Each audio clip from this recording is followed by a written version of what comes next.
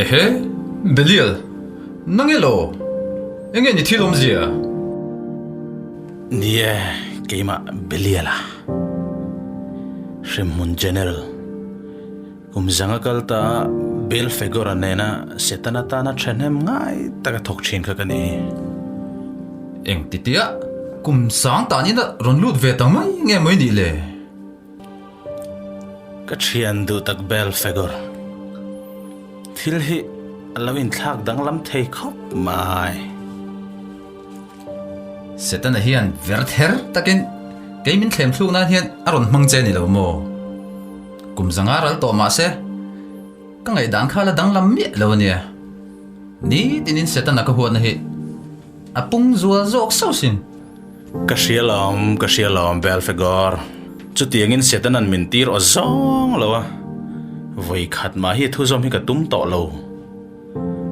Nang mang bokin ka har chuaka. Setanan du to ka min chai koi vel na ta hi. Zalen na ka zong ve zo ka ni. Chu ti mo. Aba makdon ve. Nang te chu setana me ni lom ni.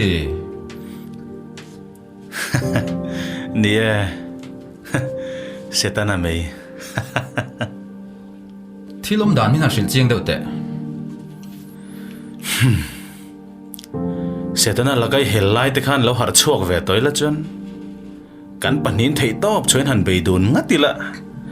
Tun ai ngot zongin ma kan so nang mole. Tuna hian at lai he ne.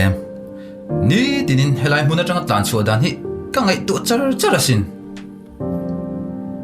Bel figure. Vantir kau thiang lim kan ni lai tang toin nang chui beidong ve ngai lo.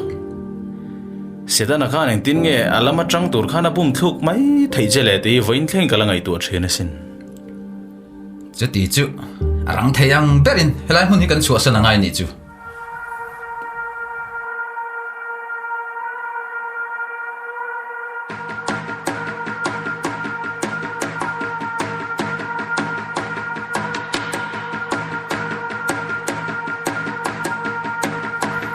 Krios, hey, ipu Belial alo thlenga. An soi sakna lama chaw dewa. Tuitle mi va su sak do man le. Chutiang ti lal pa setana na phol lo bur. Ente Krios. Keichu rei lo te chau hela hian kom do na. Ka chuak le vat do na nia. Ka chua le huna chu ne. Helai vel mai me hian ni om to mi lawang. Nula mel tha ber te them turin khovel ai chuang chuak nge yang. Chu ka tiam je Krios. Nia, tuna phei chuan an mel tha a. An khal na to hlom anio. An rim tuisi. Chu, an rim po ka thei. Chutiang lu la chu kan thlem ve pha gang mo. Tui min suwa sak lo thuri mai. Ka chunga thade chua chuan chu ai din mun thazok po chu mole.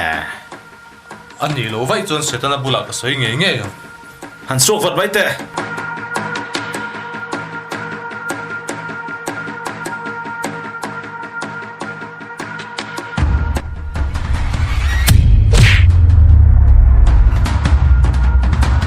Man moro, aron har mananga.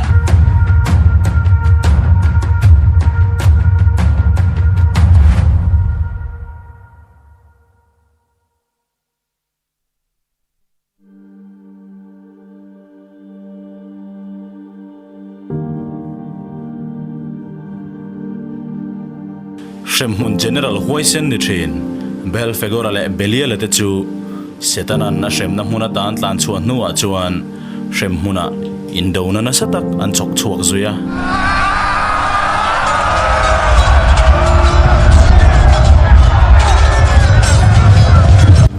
Ram huai zing an mani tran tu le. Setana ni em tu tam takan lo ve thau buka wangin. Shem hun indona chu na satakan. Ni lai na sa le rap thak takan indo nu chuan setana chu a chan thazoka a tang chho le tran ta Belfegor le Belia le chuan an din mun chun thathiam tana shem huna in dona re fel tak tak main mi hring te zinga setana bumna thang chu atam thayang ber su tan tumta ani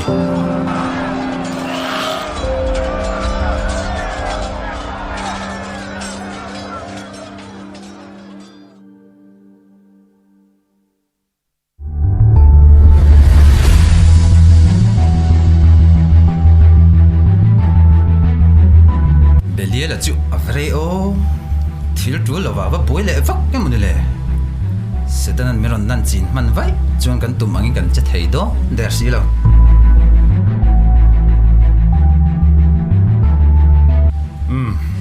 câu mấy tiền anh mấy nơi rồi ngày tuổi thấy em bằng chứ mồ anh ý lâu chuan cần chết chết đốn tất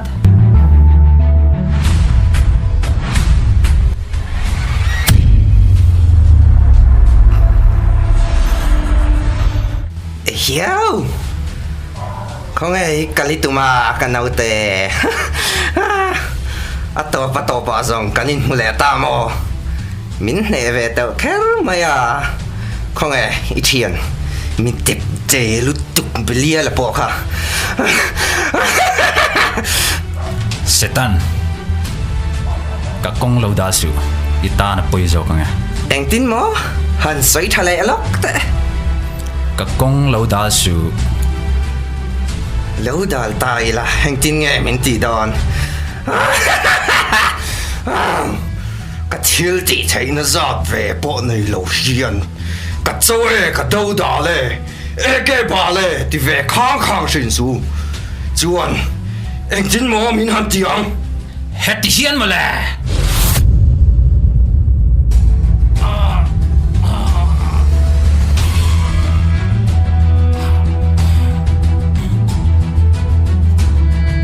Zukpuin sa kay kape nga iti mo Belfegor. Tu na zet chuan kashim na masaya alet sang khata shema yum to. Ti chuan mi zong zongin setana dau dal chu chale hachil na ni tian shatong.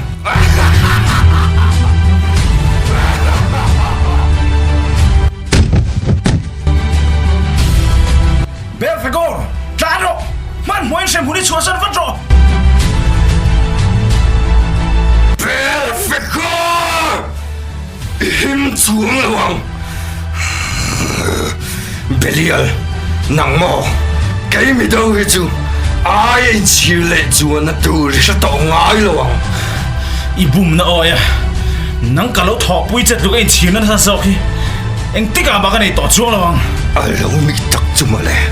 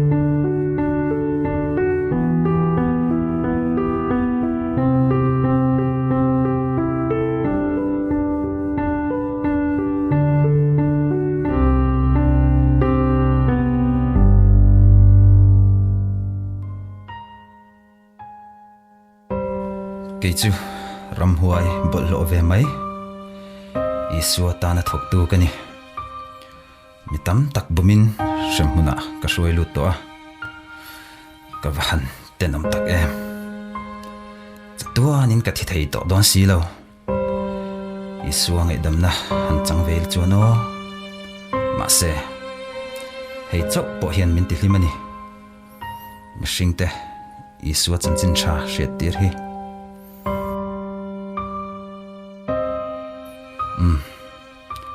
kati tur chu kati zawe shem muna setana kut thak noi na ni turin ka let le to phot mai te ang abak du than tur dang om chong si lo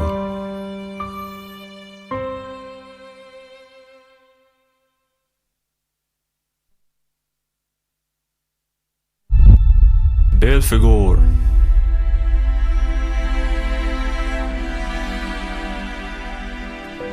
lalpa nang ma mo O ni e. Tuna arong ibosak. Isuang e kakani e. lalpa itana thil ka ti vetle tem lo hria sak ve wangin kalome Belfegor. Kamangay em sen lo tu shem muna isuay to a. Ma se. Tuna akata ni tok vele mek tu ani siya. ni e lalpa amak tiro eng tiare nge theng ka shelo ma se a thei chung chui chan chin tha pon dar hi ka du ni Kalome. Tharao bo. Kahne na iron suay thente khan min ngen na sat awangin.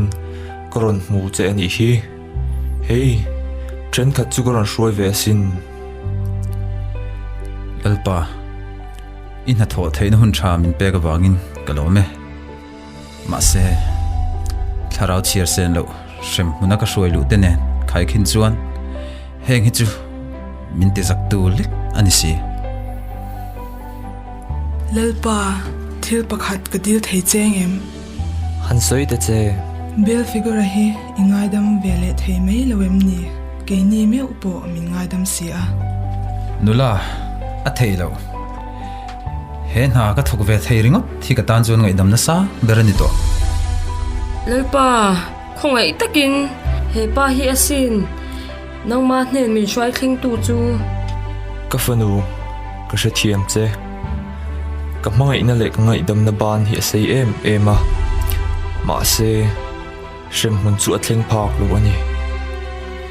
lalpa idan siam chu nang ma vekin isud le theilo em ni nula ke chu ram hoi ka nia setanan chatua na ta na alei to ka ni kalal pa ngai dam na changa mishing te ne na din mun inang chang thei ka ni to lo Belfegor. Setana ta inia. Kangay dam na itang pak to lo.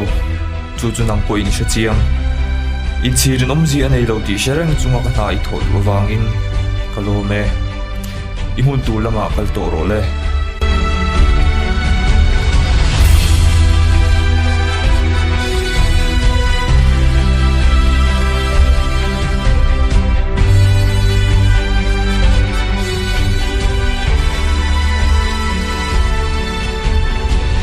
Kafa te u. Lo nai te u. Ram huay te main karong bolan tsaka. Kise na mishing te katlan na rudzi an shiyat siya na. Kanga idam na le katsandam na te an o lain. Mishing tamzok ero chuan chuchu ingatan maan ngay silo. Christian. Karong bol tu inti. Kau siya na inmang ngay te po hiyan karong bol na hi at sang chuan. Purita an ngaya. Anti trape ilo chin chuan isiya. Karong bol na hi. Kaloman sang berani sin mule. Matsol hadam toro u.